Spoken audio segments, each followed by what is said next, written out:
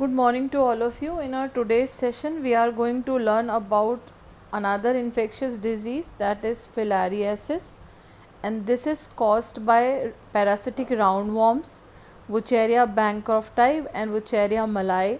The larval forms of the parasites are transmitted by the bite of the mosquito.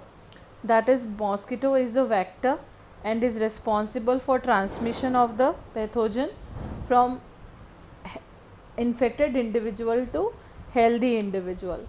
Now let us look at the signs and symptoms that are seen in case of filariasis. Rat patches on the skin, inflammation and swelling, fever with shivering, muscular tenderness, and it may lead to the swelling of the limbs, and that is basically referred as elephantiasis. Now let us see the symptoms of the elephantiasis. Here the limbs of the individual become very much swollen. In case of male, the penis, scrotum, it get enlarged, and the organs become, sexual organ may become sterile also. In case of female, the tumor develop on under the skin. So these are the symptoms that you will find in case of filariasis. Now let us look out for the prevention and control. Now since this disease spread by the bite of a mosquito, so we have to use the mosquito repellents. We can use the full sleeves garments in order to avoid the biting. We can keep our hygiene, we can keep the surroundings clean. The water need not to be stored in open. So these are the common type of prevention and control that we can use in order to basically stop the spreading of infection through the vector. This is the last disease that we are dealing with today. Now we will start the next topic related to the chapter, that is the immunity. Now you have already learned about immunity. Disease resistance power is known as immunity. Very simple definition, or ability of the organism to fight against infections or diseases is known as immunity. You have specific cells in your body that are WBC, and these white blood cells or WBC are dealing with the immunity of the body, and we are going to deal with the immunity in detail in our class today. So this is a flow chart that gives you detail about the types of immunity. So the immunity is two types, innate and acquired.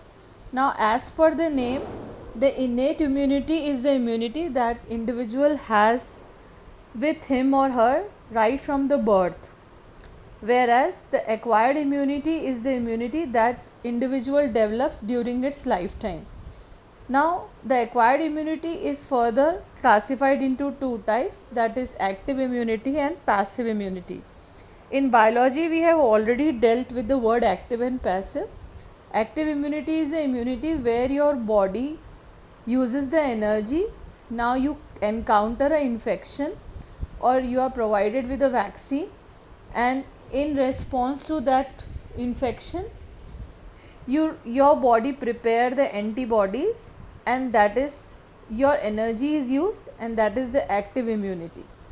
Passive immunity is the immunity where directly the antibodies are given to your body, and in that condition no energy is used.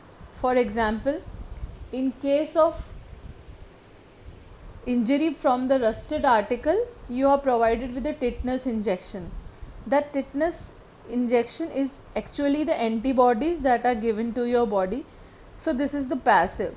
Now in our today's class we are going to deal with the innate immunity in detail. Now let us see the innate immunity. Anatomical barriers, phagocytic barriers, blood proteins, cytokinins, these are the common type of immunity that you are born with. Now let us see the innate immunity. It is present from the birth. Now the first is the anatomic or physical barrier. Now the most common physical barrier is the skin, right? You are provided with the largest organ, that is skin, and this skin prevents you from many infections and does not allow any pathogen to enter your body. Beside that, the epithelial lining of respiratory system, the gastrointestinal and urinary tract, so they all are provided with a mucus coating. So this mucus coating that is present in the opening of the body is helping in preventing us from the infection. The next is the physiological barriers. It basically includes saliva, tears, and the acid in the stomach. We have already learned that in saliva and tears, lysoenzyme is present, and that lysoenzyme kill the germs. Whereas in the stomach, a very strong acid is present, that is the hydrochloric acid, that is helping to kill all sort of infection or the bacteria that enter the stomach or inside the body through food. Next includes the cellular barriers or the blood proteins. So these are basically the cells that are present, blood cells that are helping. So neutrophils, monocytes, natural killer cells and lymphocytes, these are the examples of cellular barriers or the blood proteins. Now last is the cytokinin barriers. Cytokinin barriers includes the interferons. These interferons are the specific chemicals that are protecting our body from the virus infected cells and thereby improves the immunity. The cells of your body which are infected by virus, they kill those cells or they do not allow those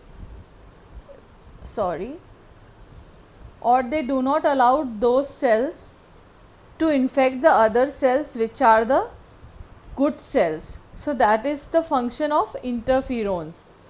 In this year exam only, there was a question related to passive immunity and interferons in the CBSE paper. So it was asked what is the role of interferons or how interferons are having the significant role in providing the immunity. So this is all regarding the innate immunity. In our next class, we are going to deal with the acquired immunity. This topic is a very new topic, children, for you. So kindly go through the video and make the notes. For details, you can refer NCERT also. That's it. Thank you.